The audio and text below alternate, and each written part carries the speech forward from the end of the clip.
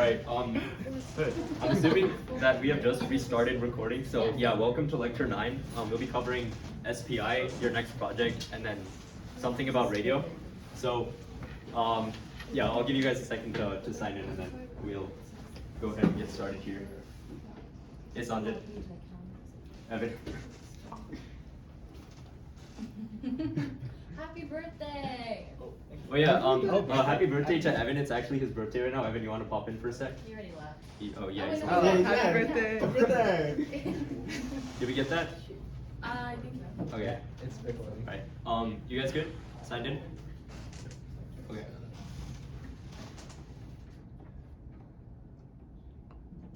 Okay.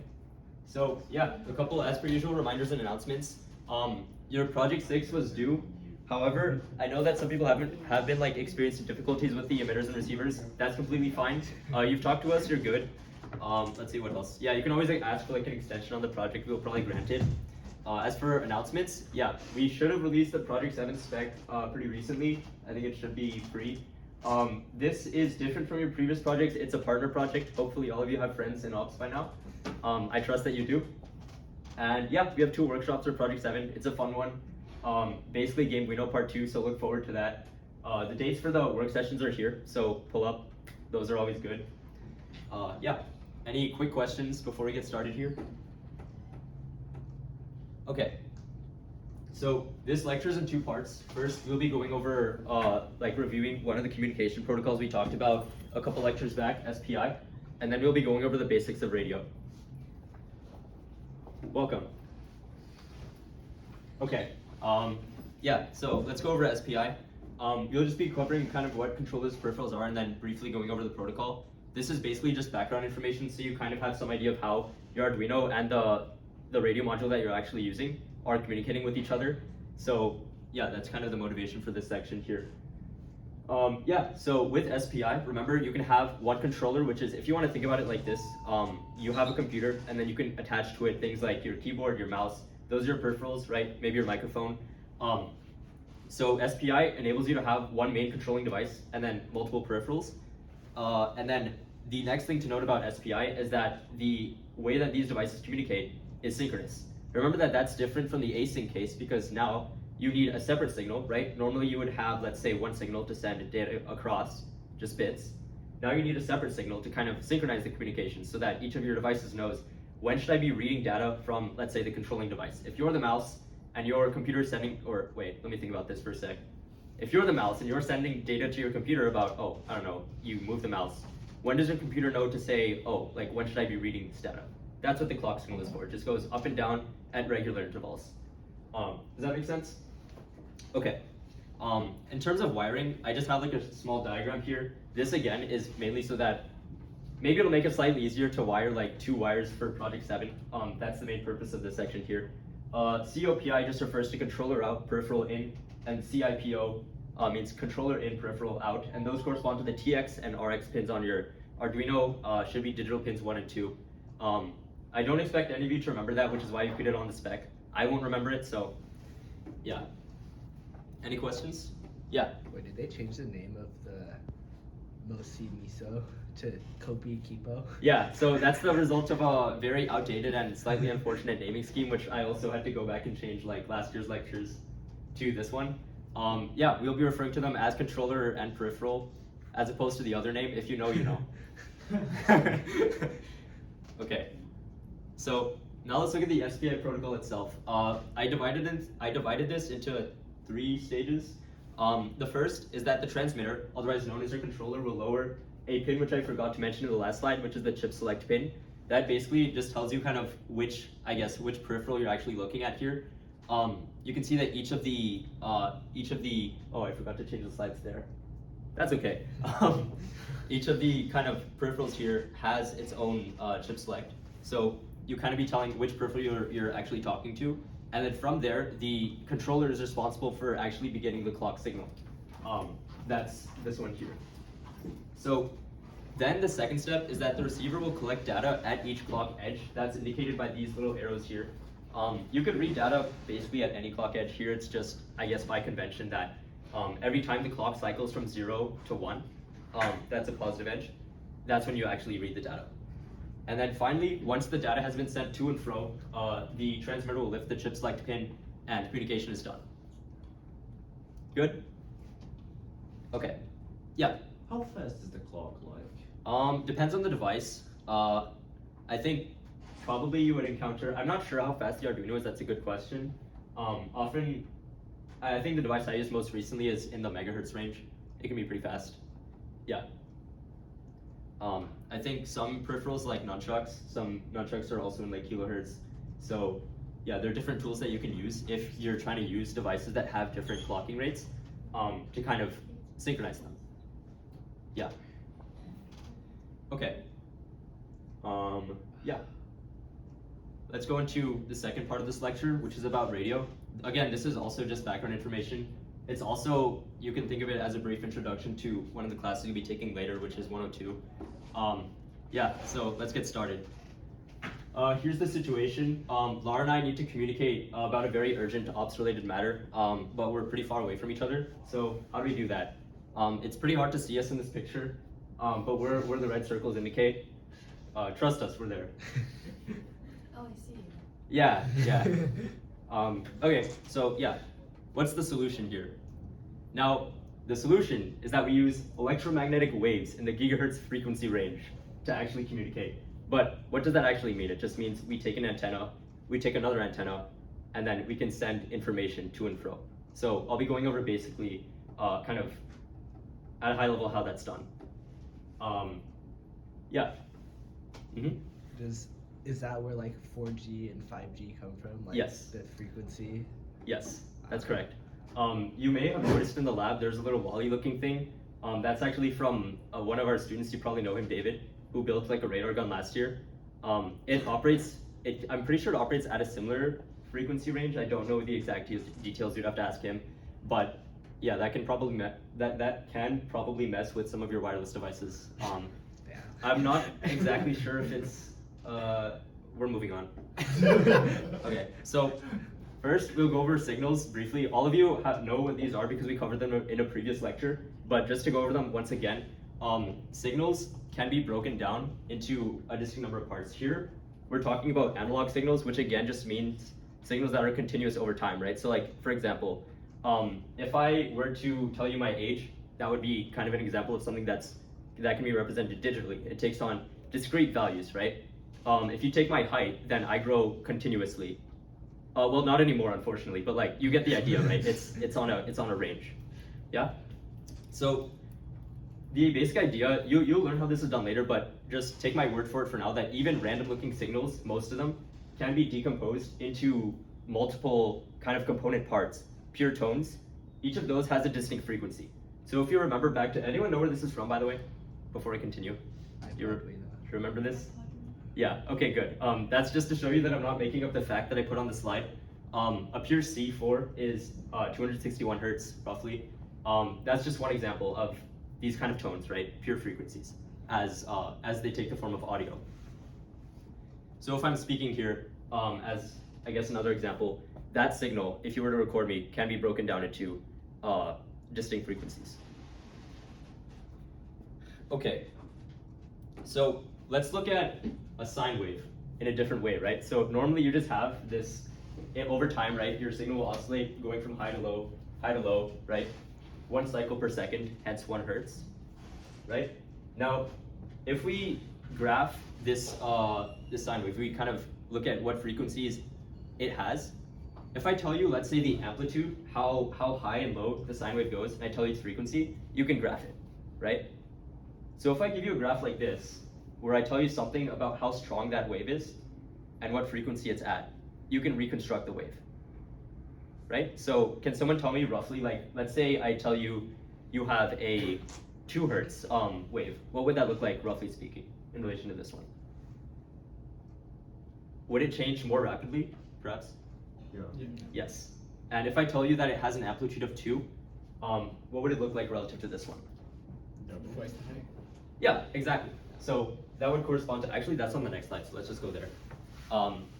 Yeah, so if we, did I forget to mention oh yeah, I forgot to describe this graph itself.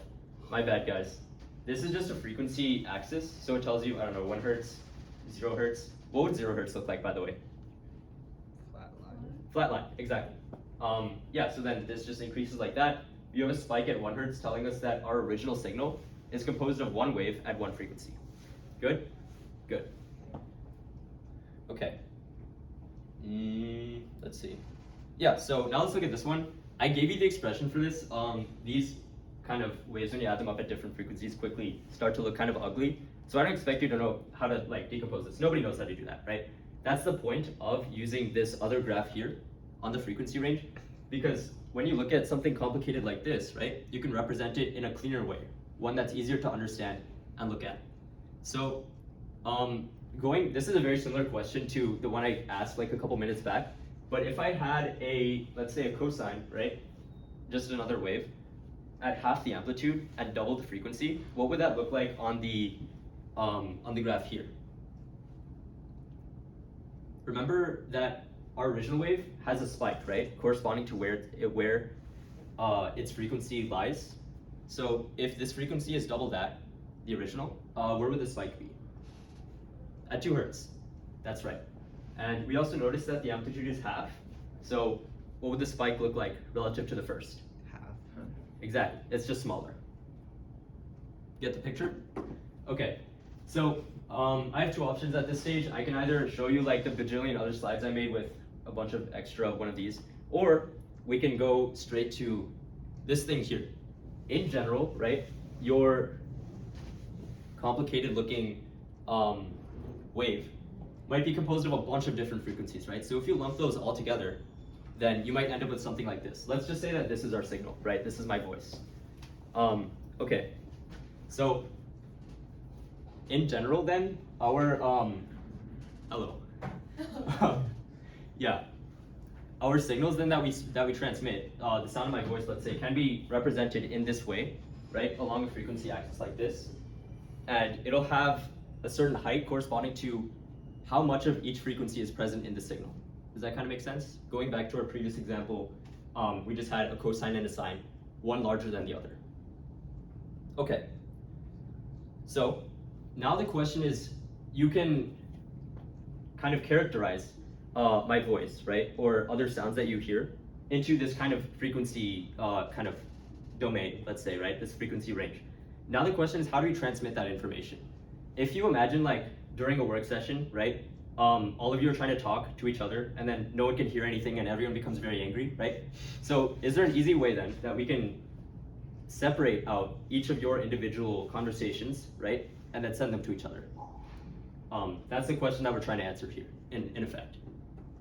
Does everyone understand the main goal here? Okay, so let's see, I read the punchline, right? This isn't much of a joke, but this is, yeah, okay. So yeah, the answer, again, I mentioned it earlier, is antennas. These are just devices that first amplify signals and then send them across a large distance. Otherwise, obviously, if I'm speaking to you guys here, I don't need an antenna, hopefully. Yeah, so basically, your signal will undergo some processing first to bring it up to a different frequency range. I'll explain in a minute, and then it'll transmit. I included a pretty majestic picture here of an antenna. Yeah, I think that's it for this slide. So let's move on. Did I miss a slide in between? Maybe I did. That's fine. Okay, the process in which we kind of take these signals and then transmit them. First, they undergo this processing step that I mentioned. That process is called modulation. Basically, what it is you take the information in your original signal and then you encode it into something you call a carrier wave. All that is a signal that's oscillating way too fast for you to hear it, which is probably a good thing, as you can imagine, right? If you're hearing just a bunch of things being sent, I think that would probably drive me nuts very quickly. So there are two kinds of modulation that you can do here. The first is amplitude modulation. All that means is that you take your original signal, which remember will be varying with time, and you change its strength very rapidly as the signal goes on. So you can see here our original signal is relatively slowly changing, right? as soon as you apply this amplitude modulation, it becomes very rapidly oscillating here. The other kind of modulation is frequency modulation. What this means is that you look at how strong your signal is, and you change the frequency of your carrier, which remember is a different wave, in accordance. So you can see here that we have two peaks, right, in our signal. Here, oh, it's hard to reach. This carrier wave is oscillating much more rapidly. I'm not gonna go through how that's done, but that's the idea, is that you can kind of take your original signal and change another signal based on that.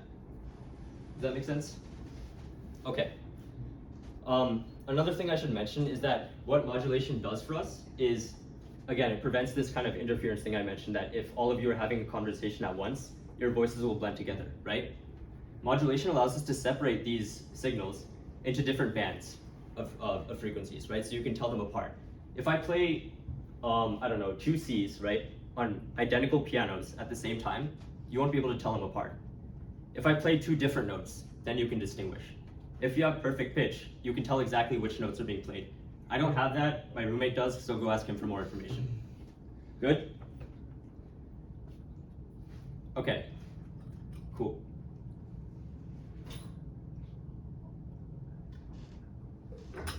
Okay. Oh, yeah, what's up? Hey, is there a way for us to know for sure that we're using a band that nobody else is using? Good question. Answer is yes, due to rules that we have in place for what bands we're allowed to use. I mentioned earlier that I wasn't sure. Actually, I didn't mention whether I was sure that David's device was legal. But yeah, the point of restricting these bands is so that you can assign. Let's say you have like a radio station with multiple channels, right? Each one would get its assigned band, and then typically you would space them apart so that even if your signals extend slightly outside the frequency range, it won't leak into other channels. Yeah? Okay. Yeah, so this is kind of just a diagram that we use to represent. I just needed an excuse to use this picture 2 more times. I also thought the lightning bolt icon looked kind of cool, so I wanted to include that as well. That's not actually what's happening. As you can imagine, there's not like an arc going between antennas. Yeah, that's kind of fine. But let's look at the top right first, right? This is the process I described earlier, where we're taking all the frequencies corresponding to our original message, and we're just shifting them up, right, to a different band of frequencies. It's the exact same message, but much, much faster, such that you can't hear it. Okay, then we have to amplify that message. Again, the reason why this is necessary is because if I speak to you now, you can hear me. If I spoke to you from way over at Royce, probably you wouldn't be able to hear me, right? So we have to grant it more power so that it can actually travel across a larger distance without fully kind of fizzling out. Make sense? Okay, long story short, we, I don't know, record my voice or something, and then it goes through this little modulator, and then it gets transmitted at a higher frequency range. Then you go into the kind of opposite process, right? We receive the signal through some sort of microphone.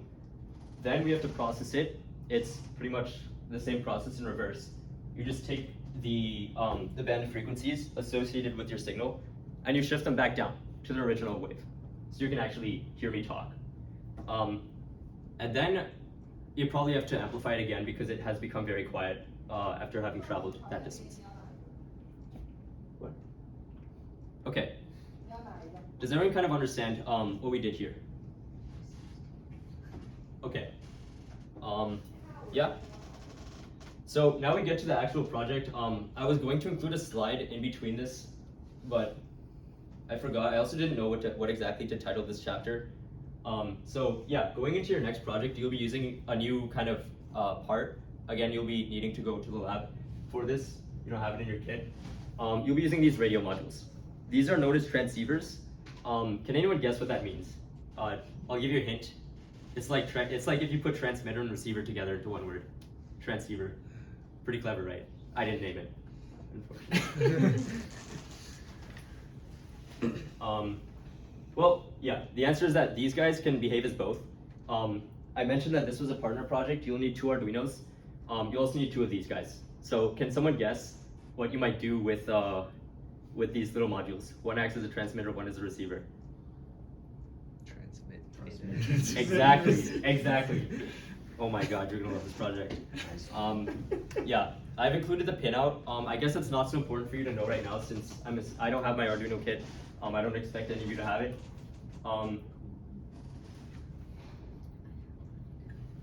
But yeah, you'll be wiring these things up to talk to each other pretty much, and implementing a little game. So I guess look forward to that. Now let's see.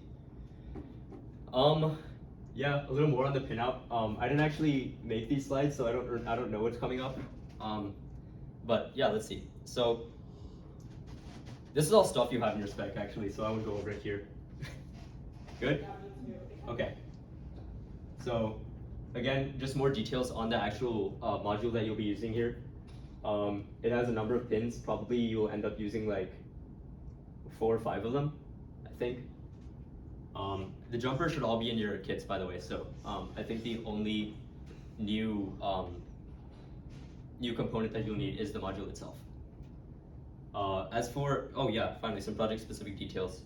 I think these are the last 2 here. So yeah, in essence, you'll be again implementing red light, green light using the radio module as well as your Arduinos.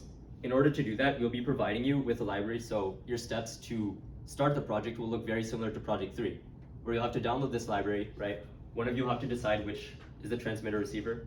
Then from there, you'll be modifying some of the code in here first. That'll get your Arduinos to talk to each other. Once you know that that works, then you'll have to actually implement the game itself in your in the Arduino IDE itself. That doesn't actually, Laura and I worked on it like week 1. It doesn't, the bulk of your project will probably be here. Yeah, it looks like there's just a couple functions that you might need to implement. Yeah, no big deal. Any questions? Yeah. What's like the range of like the radio signals for these modules? I don't remember, but it should be in the datasheet, like first few pages. I saw it earlier. Datasheet is also in the spec. Yeah.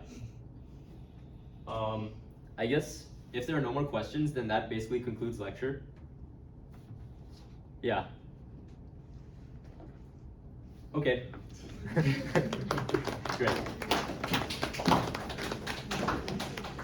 we pick up the Yeah. Oh yeah, the slides will be posted, recording will be posted.